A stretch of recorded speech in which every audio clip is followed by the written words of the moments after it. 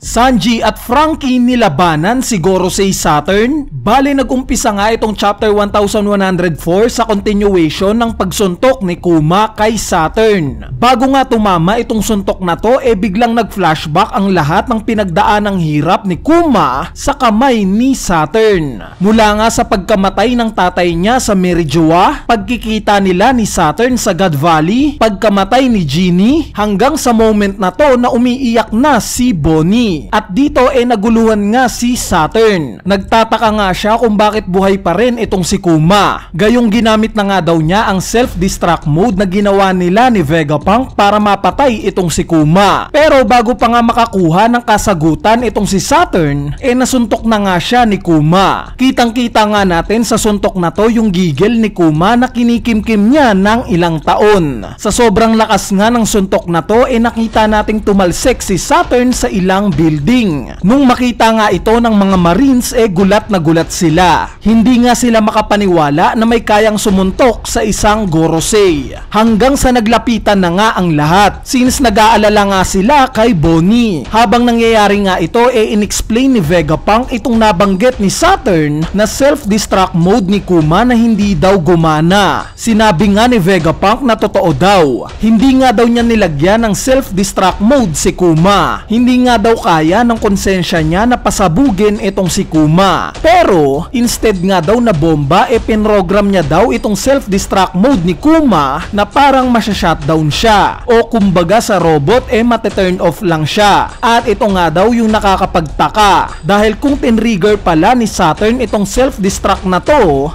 bakit nakakagalaw pa rin hanggang ngayon itong si Kuma? Dapat nga daw naka-shutdown na ito. At ang isa pa nga sa pinagtataka ni Vegapunk, nare-recognize ngayon ni Kuma si Bonnie na supposedly hindi daw dapat nagagawa ngayon ni Kuma. Hanggang sa nag-conclude nga ng theory itong si Vegapunk. Iniisip nga niya na ang sagot sa mga tanong niyang to dahil sa pagiging buccaneer ni Kuma. At dito ipinakita nga sila Kizaru at Sentomaru na mixed emotion sa nangyari. Itong ibang Marines naman hinahanap si Luffy na kanina lang daw kumakain at ngayon nawawala na. Mabalik nga kila Kuma, ipinakita nga na nagpapasalamat si Bonnie sa pagliligtas sa kanya ng tatay niya. Ikinuwento nga niya na nakita daw niya ang memories neto. Yung nanay nga daw niya na si Genie nakita niya na. Bukod pa nga dyan alam na rin daw niya na sinusulatan siya neto ng maraming letters. At dito niyakap nga siya ni Kuma. Ang sinabi naman ni Bonnie wala nga daw siyang pakialam kung tinatawag siya ng lahat ng tao sa buong mundo na isang tyrant dahil mas kilala nga daw niya ang tatay niya. At alam daw niya na si Kuma ang pinakamabait na tao at pinaka-cool sa buong mundo. At bago pa nga natin makuha ang sagot ni Kuma, bigla na lang may sumabog sa likuran nila. Muli ngang tumayo itong si Gorosei Saturn. Galit na galit nga siyang humihingi ng paliwanag kay Vegapunk patungkol sa kung bakit buhay pa rin itong si Kuma. Ang sinabi nga lang ni Vegapunk kagagawan daw ito ng power of love o yung pagmamahal ni Kuma kay Bonnie. Sa sumunod na panel nga ipinakitang naibalik na ni Saturn itong nawala niyang kamay dahil sa ginawang atake sa kanya ni Kuma. Nung makita nga ito ni Sanji nagulat siya. At dito umamba na naman nga ng isang atake si Saturn papunta kay Kuma. Pero bago pa nga yung tumama nakita nating mabilis na gumalaw si Sanji at sinipa itong galamay ni Saturn. Bukod nga kay Sanji umatake rin itong si Franky. Ni radical beam nga niya itong si Saturn na nag-cause ng pagkabutas ng katawan nito. Nung makita nga ito ni Kizaru na-impress siya.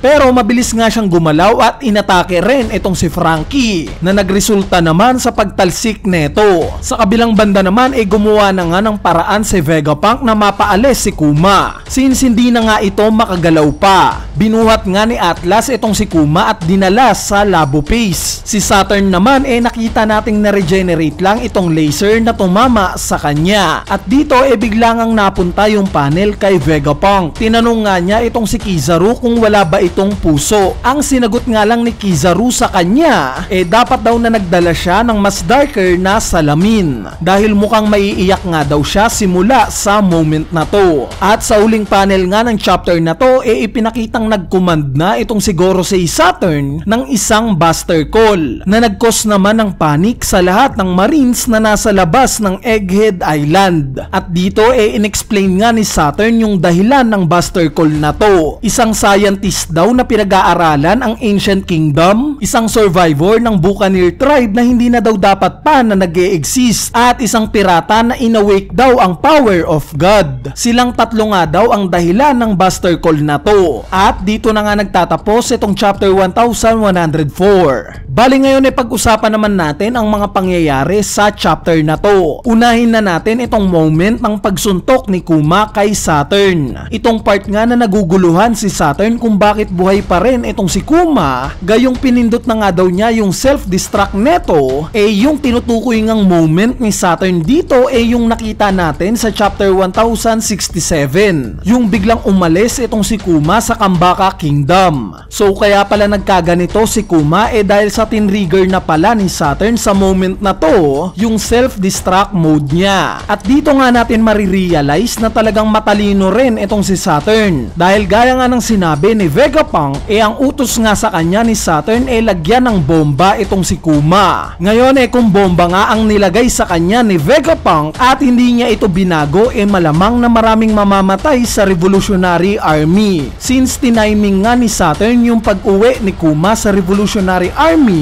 at pagpindot neto sa self-destruct mode. Anyway, sa part naman ni Luffy na hinahanap ng mga Marines, ito na nga yung hinihintay natin. Finally, nakarecover na itong si Luffy. May kumuha nga lang sa kanya at nilayo siya muna sa battlefield. So, ang primary suspect na nga natin dito itong si Caribou. Bali knowing Oda, syempre lalabas na naman si Luffy sa mga critical moment na. Kaya asahan natin na malakas na Luffy na yung makikita natin once na lumabas na siya. So, kudos pala kila Sanji at Franky sa chapter na to. Dahil although kilala nga nila si Saturn na isa sa 5 elders, hindi nga sila nahiyang umatake at ipagtanggol itong sila Kuma at Bonnie. Itong part naman ng buster call na ipinakita sa huling panel, medyo nakakatakot nga. Dahil ready to fire na nga itong mga Marines sa labas ng Egghead Island. Ready na nga silang sirain itong isla na to. Kaya naman ang magiging tanong nga dito, may dadating rin kaya sa side ng Straw Hat Pirates para tumulong? Dadating ba ang Grand Fleet ni Luffy? Dadating ba ang Revolutionary Army? O may dadating pa na iba? Anyway, ano bang lesson ang matututunan natin sa istorya nila Bonnie at Kuma sa chapter na to? Ito nga yung never judge someone without knowing the whole story. Dahil gaya nga ng sinabi ni Bonnie, wala nga daw siyang pakialam kung ang pagkakakilala kay Kuma ng lahat ng tao sa mundo tyrant. Mas kilala nga daw niya ang tatay niya. At ito nga daw ang pinakamabait na tao sa buong mundo. Bali, ayan na nga yung chapter review natin sa latest chapter ng manga na chapter 1104. Yung mga hindi ko nga natalakay sa video na to, i-comment nyo na lang. At gagawa na lang natin yan ng separate video. Kung natripan nyo naman itong video na to, wag na kayong mahiyang pindutin yung like button. Dahil napakalaking tulong na nga niyang like nyo para sa ating channel. At sa mga hindi pa nga nakakapag-subscribe, mag-subscribe na kayo. Pindutin nyo na nga yan. Dahil malapit na nga tayong mag 1 million subscribers. At sana maabot natin yan ngayong 2024. So yun lang. Peace!